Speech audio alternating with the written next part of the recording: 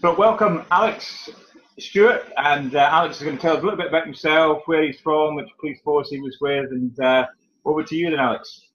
So, hello, and thank you very much, first of all. I was in the Met. I joined in August 2009, and I left. My last day was 22nd of December in 2014, so about 5.5 years. Yeah. Including training, obviously. I was based initially in Camden on a response team, and then I worked in a variety of tasking teams in Camden Borough, and also being seconded to operations in Westminster before I moved to Hackney as a TDC. And I was there for about 6 months, and it was kind of really during that period that my concerns that I'd had around the police and the issues with that organisation and Met kind of coalesced into something that eventually left me feeling I didn't have an option but to resign. Okay. So prior to the police, I was a research academic. I read English at university and then stayed on. I did a master's in Italy, and then I was about 2.5 years into a PhD there. Wow. And teaching undergraduates, and kind of got to the point where I felt like academia was great, but it wasn't giving me what I needed, what I wanted to do in terms of having a kind of a broader impact and things. Yeah. And so I looked around for public service jobs and alighted on the police. I had a friend who was with me at university, and she had gone and joined the Met probably about 2 years before me. Right. So I spoke with her. I went and did a couple of ride-arounds in an area car, 2 shifts in Camden as it happened, and I was hooked. I thought this is my career for life. I loved it. Yeah. I obviously went into Hendon after the kind of I think the application process then was about 8 or 9 months. So it was Right. it was a real commitment to leave what I was doing and go and do that. And then I passed out of Hendon. I won the Baton of Honour there, so I was Wow. yeah.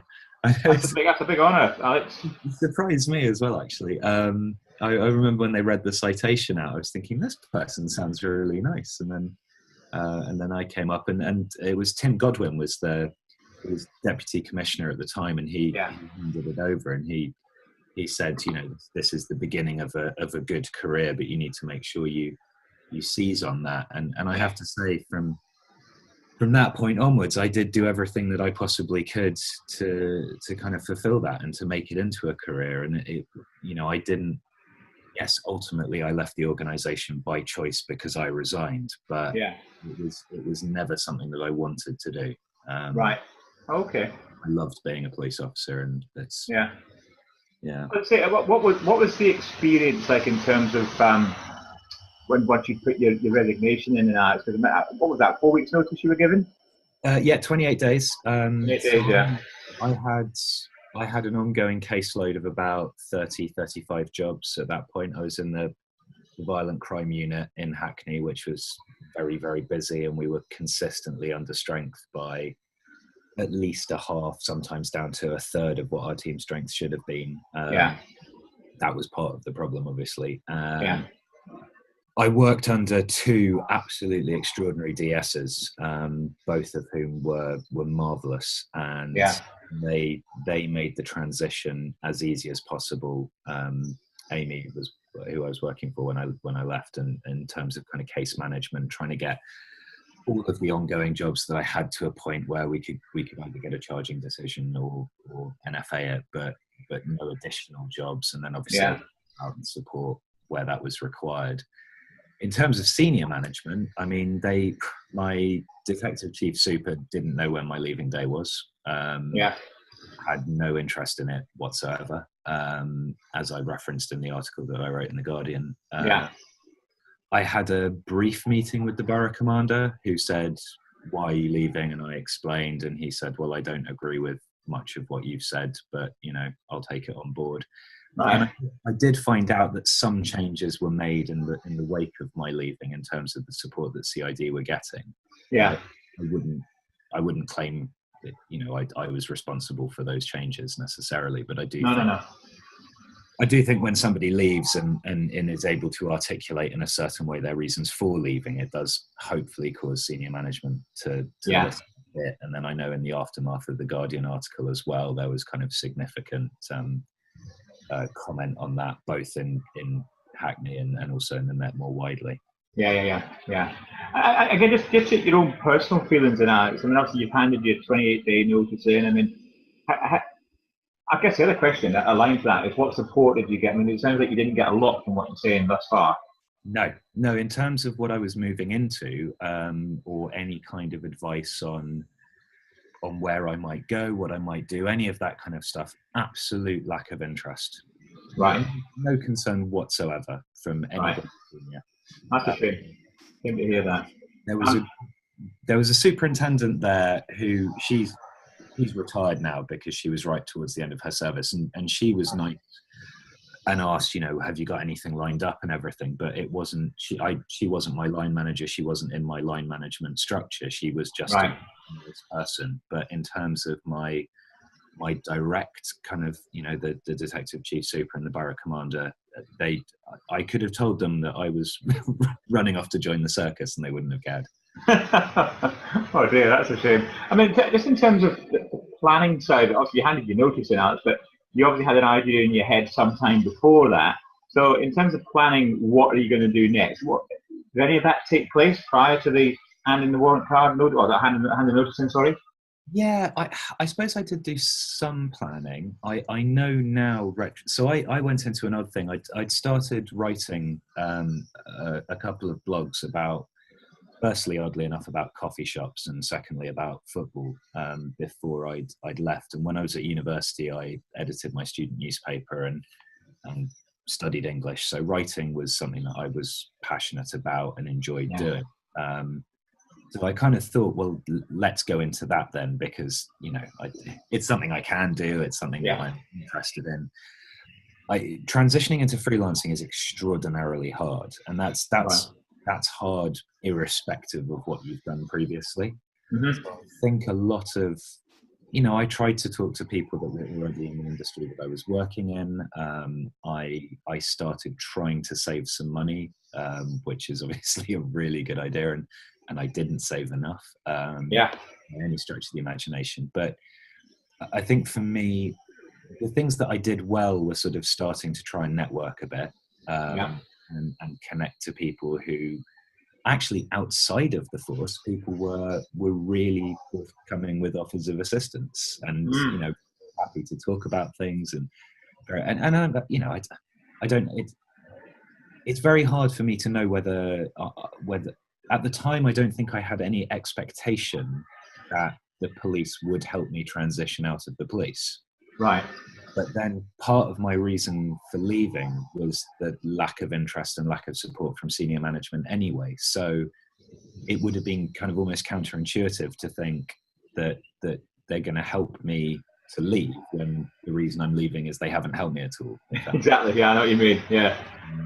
But it was tricky, and it was quite scary, and it was also sad. I mean, you're leaving something that you've given a significant period of your life to. For me, aside from the sort of tutoring that I did at university as part of my doctorate, I hadn't had a proper full-time job before.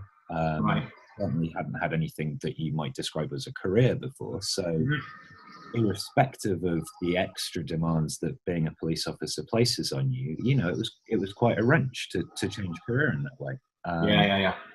And I wouldn't go so far as to say that senior management were kind of pleased to see the back of me, but it wasn't like they were at all interested in where I was going or that. Why? Yeah. In terms of other colleagues, Alex, I mean, I'm recognising that there's lots of people leaving the police at the moment, unfortunately. What advice might you give to others in terms of what you went through for that period, leading up to the day you handed your notice in, and even for those 4 weeks? Would there be any advice you can give to colleagues that might be going through a similar experience or about to go through a similar experience? Yeah, I suppose the biggest single thing for me was confidence that I'd made the right decision. Yeah. At the point that you hand your notice in, it feels like a big deal, and it is, and I think quite naturally you can start to have cold feet or panic, or is this the right choice? What am I actually going to go into? I would say you definitely need to start planning for the move really as far in advance as you possibly can. Yeah.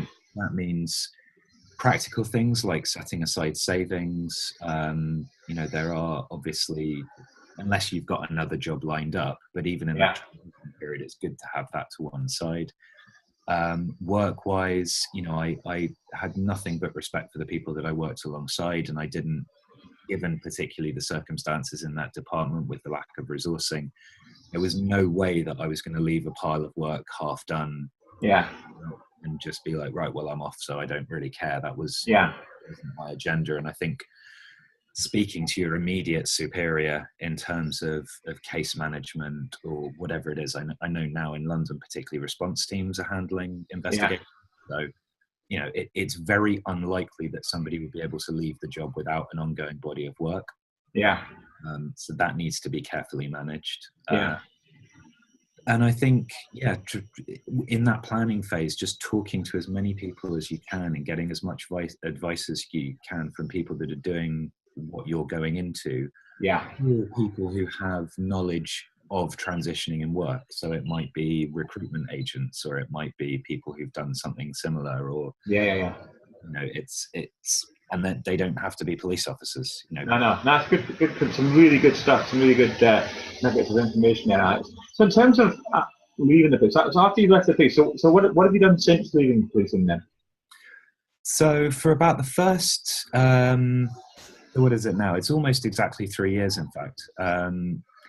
So I spent 2 years working in a variety of freelance contracts, writing. So some of that was sort of short-term article stuff, mostly in sport. Some of it was projects. So I worked during the Rugby World Cup. I worked on their social media and some stats analysis and stuff. I then started working in strategy and editorial for a coffee company. So producing, reviews and content for an app that's basically, how do I find good coffee? It's quite, but it's something that I knew about. I just handed in my notice with them, and I've become the head of strategy for a sports content marketing agency. So they're people that I've worked with before as a freelancer, and they're looking to scale in terms of new sports to cover, but also just basically marketing themselves better and getting more work. So I'm running that for them. So how did you get into those areas of work then? That's going to interest people, I think, in terms of how you got into it, having left policing. Yeah, so I suppose networking, and for me, in terms of networking, I include social media in that, as well as actually meeting people. There's also a second strain of work which might be worth mentioning now. So I've done some consultancy with production companies on, I suppose, the authenticity of police dramas that they're looking at. I worked with Dragonfly to create a show that they did, I suppose, probably about 4 or 5 months ago, called The Trial. Right. Okay. Running a trial as if it were a real thing, but the case was generated partly by me, partly by the producers, and then it was put together. They did like what would have been a proper CPS bundle. They got myself and another former police officer to conduct interviews of witnesses and take statements and all of that stuff as if it were real, and then a show. And I also worked with a BBC One program called Thief Trackers, where I did a series for them and did some on-camera stuff on crime prevention advice and that kind of thing. So a lot of that stuff came out of the article that I wrote.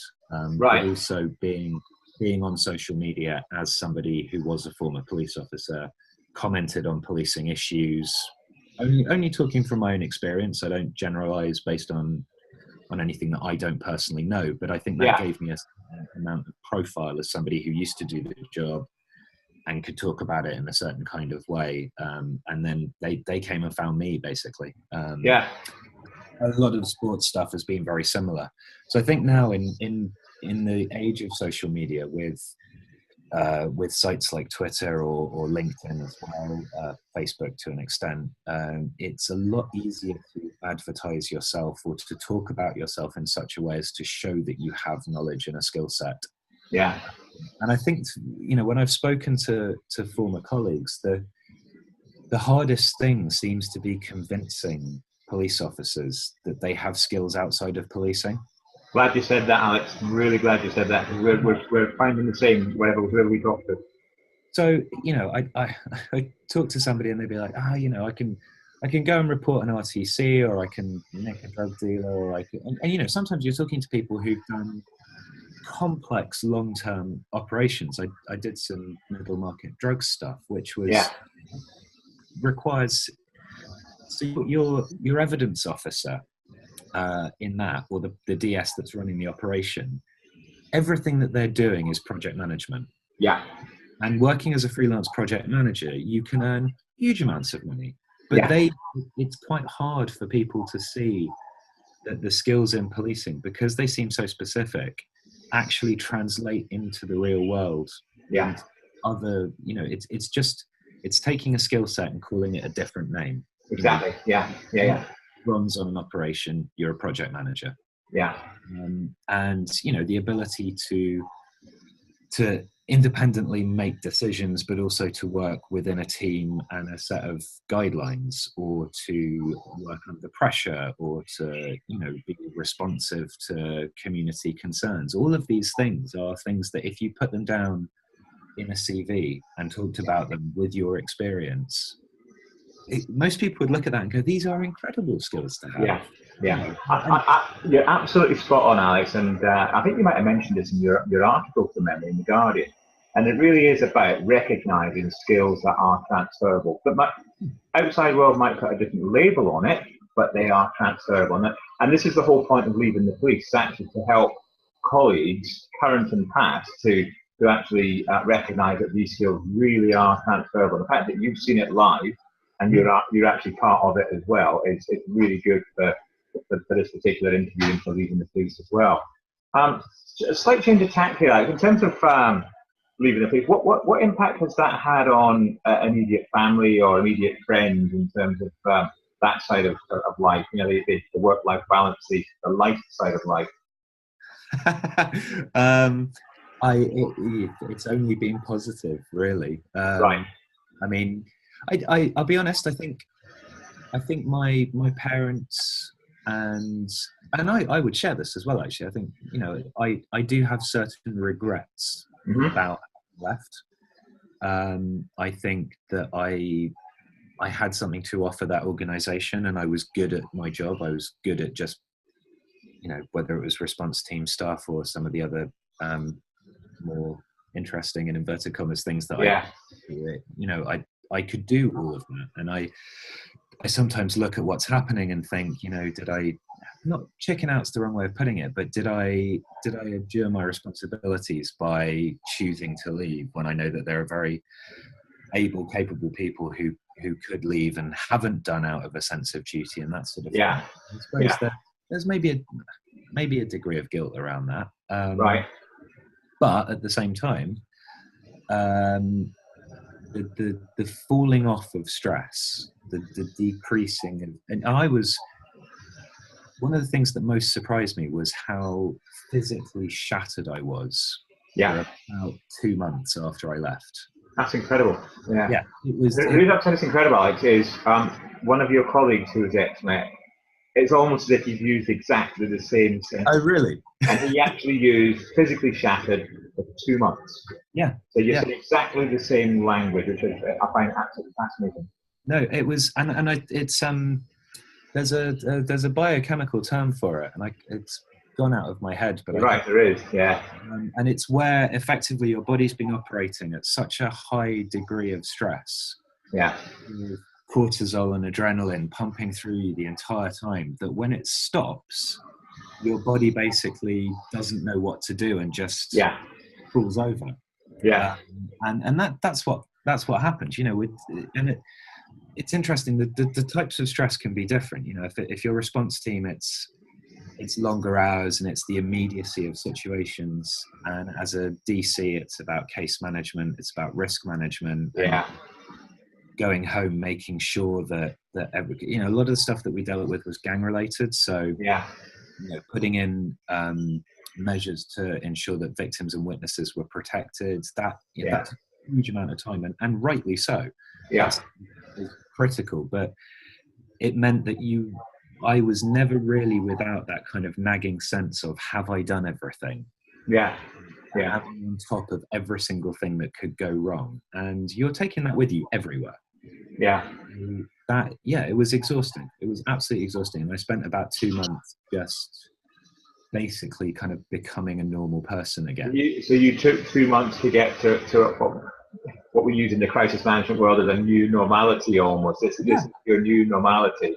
Absolutely right. No, that's what it was, and it took longer to kind of shed certain other habits. So it was a while before I stopped tapping my back right pocket to make sure I hadn't left my warrant card on public transport.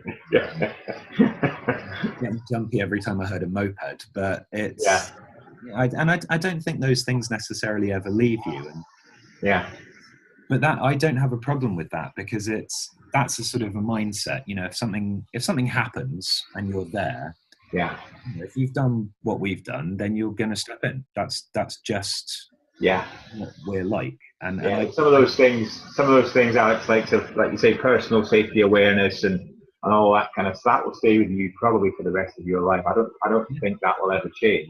And I'm quite pleased about that, to be honest. I'd rather have that than not. But no, it's allostatic load. That's the wow. Yeah, that's a new one. We'll have to grab that one, and it's going to be interesting. I suspect with lots of these interviews that kind of language, maybe not precise as that, Alex, but that's the kind of language that's going to come up. And as I say, it's really spooky that you're the second person to say it. Not quite in 2 interviews in a row, but certainly my 4 interviews ago, that's the exact language that came out, almost as if I could put the other guy next to you and you'd be saying exactly the same thing. Yeah, and I think in terms of the planning that you're talking about, I do feel like if someone, and this is why I say saving is a good idea, if someone knows that they're going to leave the police on the 31st of December 2017, make sure that you have time off first, that you don't go directly into your new job as soon as the new year starts, because I think it would be a struggle. I think that unless you're going directly into something that was so similar, I don't know, kind of high-level security work or something, where actually maintaining that level might not be the worst idea, even if it's probably quite bad for your health. But if you're going into something else, then give yourself a bit of time.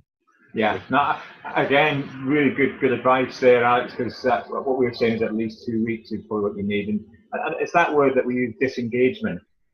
It'll take the brain at least 2 weeks probably to disengage from previous work life, previous stresses of what you've worked through and all that kind of stuff. So really good advice there. So in terms of recognizing you're quite an academic and you've got a good academic background here, Alex, what other self-development, if any, have you done since leaving policing then? So I've read a lot. I suppose I've read about subject matter. So, football or rugby, for example, because that's what I'm writing about a lot. But I've had the opportunity to attend some conferences and also, for me personally, working with other people. But as a freelancer, I've worked under a lot of very, very good people who are in that sort of industry, the kind of the content provision industry or writing or whatever it is. And maintaining those relationships, being, just being nice, getting on with people, but also keeping in touch, dropping emails and stuff, because that's how, there's now a group of people that if I need advice on something, I can send them an email and we've got a relationship. So in terms of, I haven't done a professional course in anything, right? But I've made contacts and friends with loads of people who can give me information and advice that is akin to professional development. Because what I do is a little bit unusual in that regard.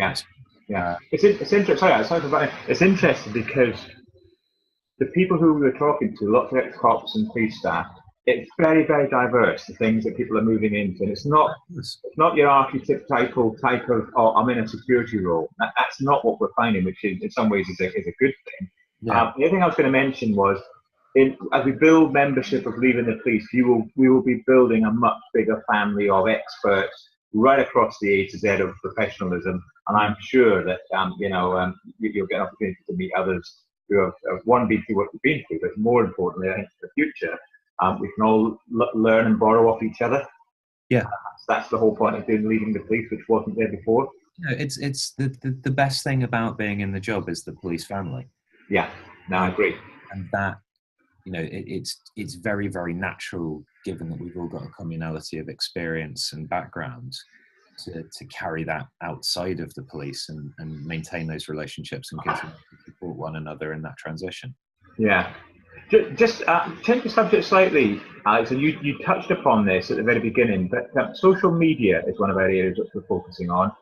Yeah, if you were to really pinpoint one social media tool which you think has been really useful for you, are you able to say what that is and what it's done for you?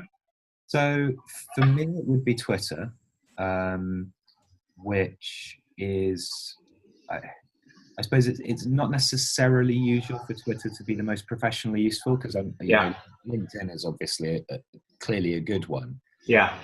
But I found that because what I deal with mostly is sport, discussion of sport on Twitter is very active. And if I put out material that I've written myself,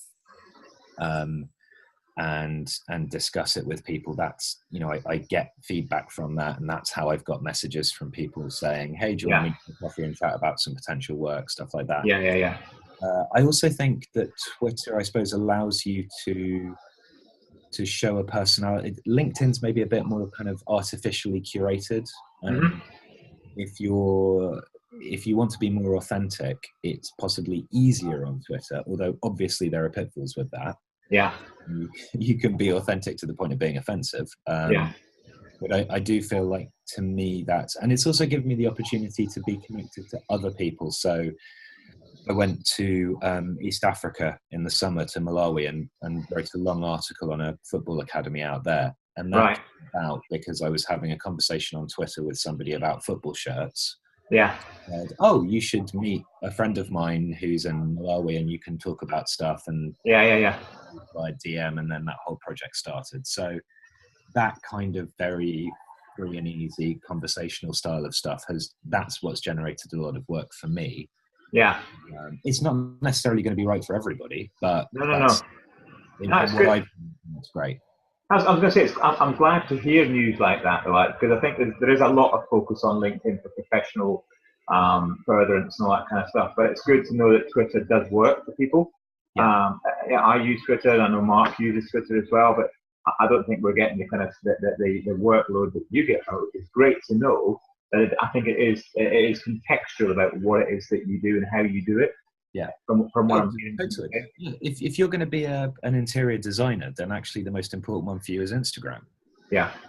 It's horses for courses, totally. And I think the use of, and this is partly what I now talk about professionally with people, in terms of how we social media to talk about sports content and how we make that saleable to people. But some people will want a Twitter account for something, and you think it's not relevant. Why would you have a Facebook group about such and such a subject? What you need is this, or an Instagram feed that shows a kind of general sense of aesthetics rather than a constant update of where you're going and what you're up to. Yeah. I get it. I absolutely get that. In terms of CV, did you have a CV prepared before you left, or have you not needed one, or what would your advice be on CV? So I definitely have one. Definitely get one and get it looked at by somebody who's been applying for jobs recently, ideally if they've done it successfully as well. When I left, I was in a relationship with somebody who had moved jobs about 3 months before, I think. Yeah. Totally different sector. She was working in digital media as well, actually. But So I kind of looked at how she'd done it and Yeah. took advice off that. And then I got a couple of other people to look at it, people who were already working in sports journalism. Yeah. And I didn't talk up my skills in the sense of like falsify them, but the, Yeah. the stuff that I'd done in the police was very much part of my CV. Yeah. I was happy to explain how the work I'd done in the police had created skills, like you say, that are transferable, that could be used Yeah. at things. And I don't think that people should shy away from that or feel like, like we said before in this conversation, it's about contextualizing. And you might list a series of jobs that you've done in the police and think, yeah, but that's so kind of job heavy. And Yeah.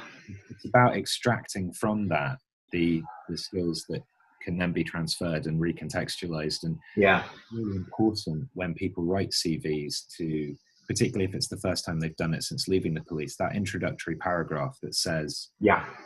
this is what I can do, this is who I am. And then kind of after that, this is how I learned that. Yeah. Because if you just bombard people with, I did this job, I did that job. Yeah. That means nothing to the outside world. Exactly. And there may also be jobs that you can't really talk about.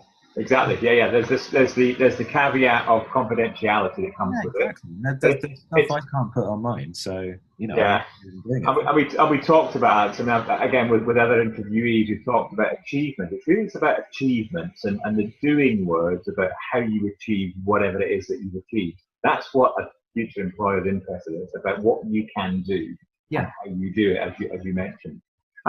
Would you give any advice to anybody then in terms of please? And you hit a good point about police don't normally do CVs. Yeah. Right? Any advice from that side? I think, there are good templates online and there are good examples. My general attitude to anything is research. Yeah. Whatever you're going to do, whatever that decision is, whether it's create a CV, move to a new job, move to a new country, anything, the more information that you can glean from a wide variety of sources, the better. Yeah. Don't be scared about asking people for help. We're not good at that in the job. No, we're good at helping, but we're not good at asking for help. Yeah, fantastic at that. But when one of your kind of core points of reference in a PDR is resilience, that means I'm not supposed to ask for help. Yeah. And I found that actually people outside of the job were incredibly generous with time and advice, and were more than happy to look at things. And to cast your eye over someone's CV, it's 5 or 10 minutes, so don't be shy about tapping into those contacts. Nobody in the police only has friends who are in the police. Yeah, no, you're right. Yeah. And so, don't be scared to tap them up and say, can you have a look at this? Let me know what you think. Good news from our side, Alex. Sorry for butting in there. The good news from our side is we've got an ex-Met cop that is specialising in CV writing now. So I talked about the diversity of what we do, and that's who we use for doing our CV writing. And he's received good accolades across the board, which is good. You touched earlier on. Sorry about that noise. That's my dog shaking. You touched earlier on about finance. So in terms of finance, and I think you said you didn't get any advice, but what advice would you have been looking for, and what advice might you give to colleagues who are thinking of leaving now? That's tricky. You need, I would say that anyone going into freelancing needs to have at least 6 months worth of earnings saved. Yeah. If you are transitioning and you have a job lined up, obviously you don't need to have that much. Yeah. I think in terms of things that I would have considered more, the impact on things like borrowing, whether it's mortgages or credit cards, in terms of, a police salary is safe as houses for that, right? If you tell any kind of credit agency that you're a police officer, they'll give you pretty much as much money as you want. Yeah, they'll throw it at you. So be prepared to not have that, and maybe if you're looking to buy or get credit or something, do that before you leave. Yeah. Because I think that's quite a significant thing. I would also say really sit down and go through the pension stuff with a fine-tooth comb and work out what you want to do with that, whether if your new job provides a pension, do you want to transfer that scheme over or leave it sat on its own and start a new one, which is what I did. But I think, a lot of that stuff you kind of, nobody goes into the police thinking I'm going to do this for 5 years and then leave. You don't, when you sign all that documentation, you don't really think about it because you've got 30 years before any of it's got career. So go back into that and really look at it properly. Sit down. It's a great opportunity to do a general kind of inventory of spending and saving anyway. And kind of use it as an opportunity to do that and say, well, what do I need? What are my incomings, outgoings? What do I need to earn from a new job going forwards to match all of that stuff? Do I need to make any big decisions now while I have the security of being in the police before I then leave? That's probably what I would advise. I like that bit of advice, Alex. It's not something that we've heard before, but I do, and I get why you're saying what you're saying as well. So it's a really good bit of advice for anybody, especially if you're planning like 6 months, 18 months before leaving, and you can get these things in place ready to go. Just a generic question here now, in terms of leaving the police, no matter how anybody leaves, whether that's through planned or short notice, whatever it might be, it's a daunting prospect. What did you find to be the most daunting part of leaving? I suppose knowing that I wouldn't do it again. Okay. That kind of cutting myself off from something that I'd enjoyed so much. Was odd, and because it was so different from what I'd done before that it kind of it's difficult to explain. It was so ingrained into me and what I did and what I was like and what I was that then just literally from one day to the next not being that anymore. Not having a warrant card, that was just a very odd feeling.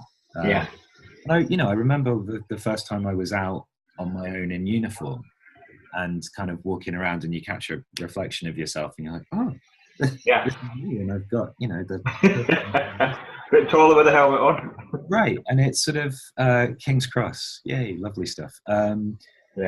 It's the same transition in reverse. It's suddenly kind of walking past something and thinking, actually, I'm not that anymore. And it is, there's so many people, I think we define ourselves that way, but so many people define us externally as, that he's the one who's a police officer. Pretty much the only job where you're introduced by somebody else as, this is Alex, he's the copper. I think it can maybe feel like you're slightly losing an element of identity. And that can be a big transition. But then, I reminded myself whenever I was thinking those things, like you're leaving for good reasons. Not because you're bouncing off into the sunshine and everything's going to be glorious. It's because it is such a basket case at the moment that it's making you depressed being there. So I know what you mean. In terms of, if I was interviewing you for a job, because I know we're not at the moment, if I was interviewing you for a job and I would say, Alex, what's your unique selling point, and what would you be saying to me? Oh, not to be awkward, but I guess it depends what the job would be. I mean, I think I would construct an answer along the lines of saying that the things that I've done and seen and dealt with in the police mean that nothing that will happen within this job will ever throw me. I will be able to take anything in my stride, and I will be confident in my ability to handle that situation appropriately, to make the correct decisions, to work with people, or get rid of people if that's required. It's that kind of that self-possession that comes from doing what we've done. It means I just that's a quiet confidence. I was going to say, that's the word I was in listening. If I had to sum up that in one word, I would just say you are confident. I was not like that before I was in the job. Mm-hmm. He was very quiet, very shy, very bookish. Yeah. Um, and I think the great thing about it as well is that it's confidence, and I hope this comes across in our conversation as well. But I think it's confidence without being arrogant. Yeah. No, exactly. No, I get that, and I agree with what you're saying. That to me is the great, and that's what I see in the vast majority of my former colleagues, the ones I'm still friends with. You know, there's always, you can just kind of tell somebody who's a copper. And No, you can. sometimes you meet people and you're introduced to them and you find out that's what they do and you think, really? Yeah, you're right. Yeah, in a group of people, you can't spot them. I'm conscious of time now, and I'm trying to get this finished for you to get on to your next thing that you're doing. I'm conscious you left policing, 3 years ago? And we never had Leaving the Police then. We never had a Leaving the Police website. So if this was around 3 years ago at the Leaving the Police website, what key thing would you be looking for on a website such as Leaving the Police?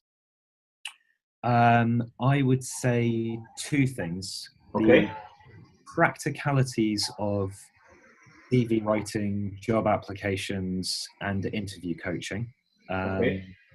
And I would then say also an extended pre-existing network of professional contacts where I could reach out to people who understood my background and where I'd been, but doing things that were similar to what I was doing.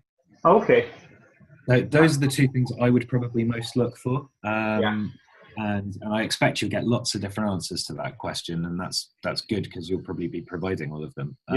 Well, listen to what you're saying. We're definitely covering those two particular areas for sure. So that's good that we're in the right direction from that side of it.